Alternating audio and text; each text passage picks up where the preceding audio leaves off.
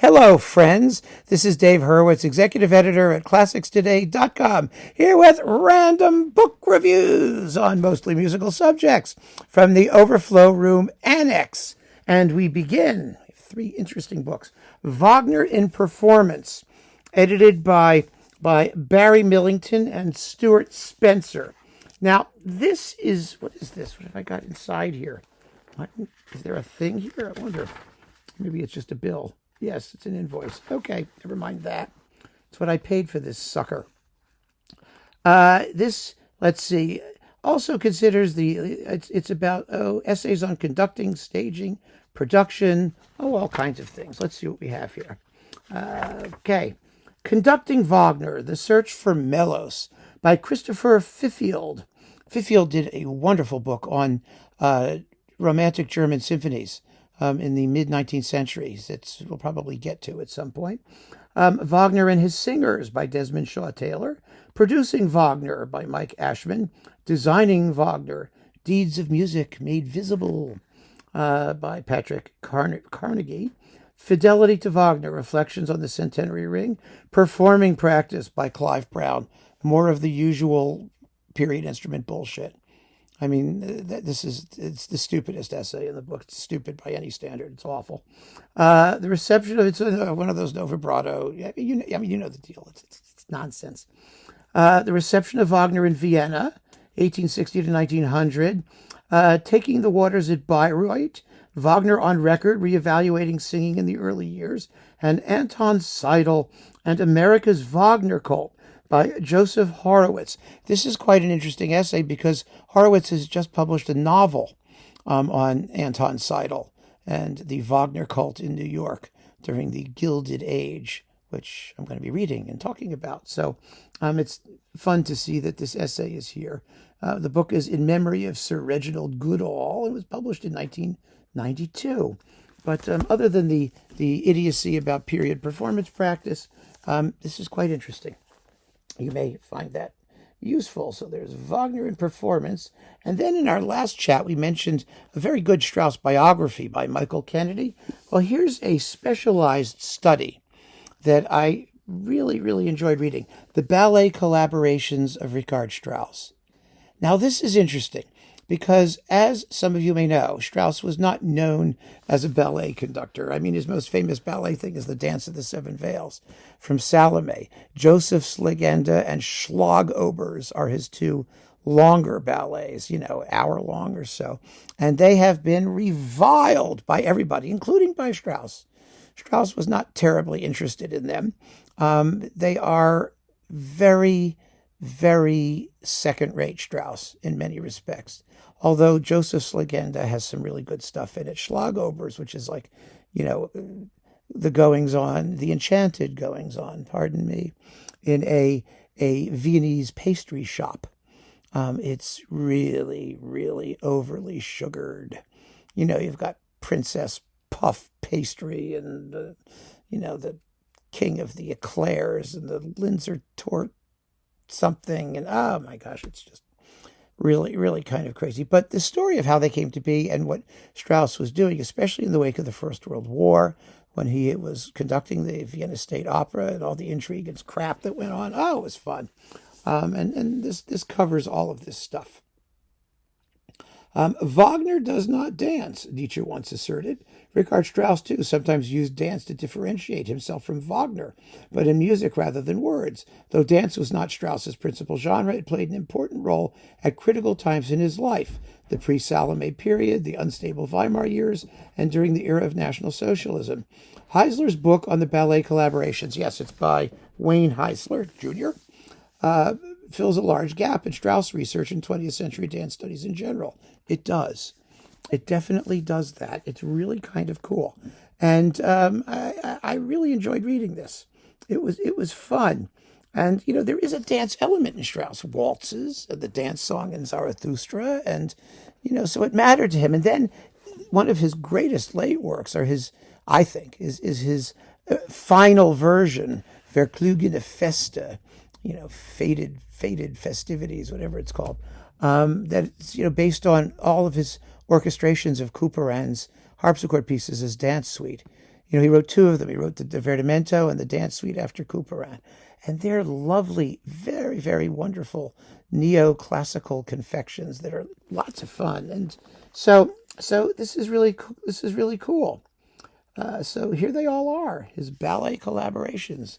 In one book, this is published by the University of Rochester Press. And Wayne Heisler Jr. is assistant professor and coordinator of historical and cultural studies in music at the College of New Jersey. It's a well-researched and interesting book. So that's something to consider. And then, last but not least, this is a little specialized. Aristide Cavaillé-Coll, Volume 1. This is Volume 1 of 2. I think I have the other one somewhere around here. I think I do anyway. This is entirely insane. This is the complete list of all 510 stops. That is the stop list. That is all the pipes identified and the way that they could be hooked up and things and doodads and things on the organ. 510 of them. Cavaillé-Coll was the greatest organ builder in the history of the instrument, probably after Silbermann, the Bach guy. He was the prime designer of the modern organ and the symphonic organ, the orchestral organ, in the 19th century. Really an extraordinary craftsman who did an unbelievable amount of work. So here we have all the stop lists organized in chronological order in this book, retrace the history and tonal evolution of Aristide Cavaillé-Coll throughout his 60-year career as a master organ builder. You've got everything, instruments completed before it. Gosh, it's just incredible.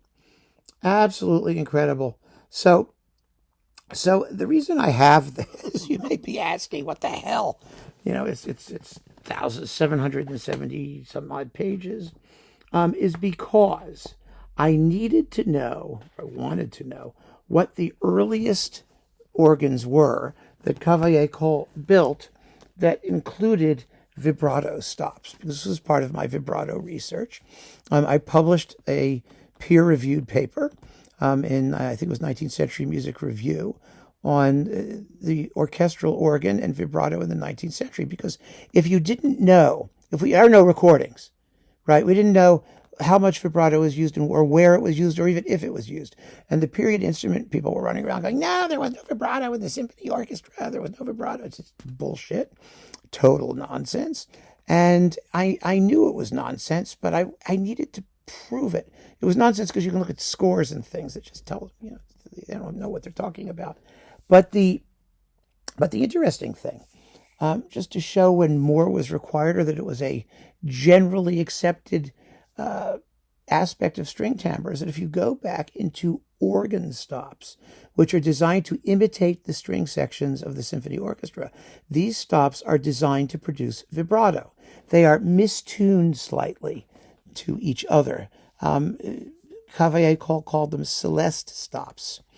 Mostly. They existed in Bach's time too, by the way. There was a Bach's organ stop called the Undermaris, which is, you know, ocean waves, and things like that. But that was also a vibrato stop. So they've always existed. And there were tremolo devices and things like that. But the actual orchestral stops that Cavaillé-Coll designed were important because during the 19th century, composers and arrangers made organ transcriptions of orchestral works.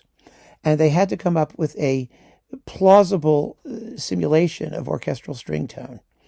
And so they would use these vibrato stops, these string stops. And I wanted to see how far back they went, just out of like curiosity. It turns out they go back to the 1820s. And because they were deliberately made in imitation of orchestral strings, we know with reasonable certainty, with more reasonable certainty than not, in any case, that imitating the vibrato sound of the orchestral string section is imitating a quality which was part of the standard timbre of the orchestra, that it existed going way back. Because you can go back to the 1820s and Cavaillé-Coll, and you can go back further than that, because you see the works that he was that existed at the time and the things that would have inspired him to create string timbre. And I wrote a paper about it. It got published anyway. If you're interested in the paper, I'll post a link to it at the bottom of this video, because you can read it, and it's on the homepage, classicstoday.com as well. There's a section for books and articles by classicstoday.com writers.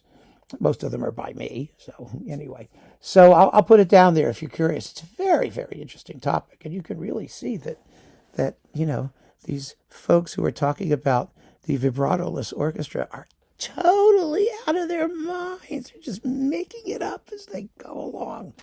They were. So anyway, that's why I got this thing, and it was fascinating. It's organ stuff.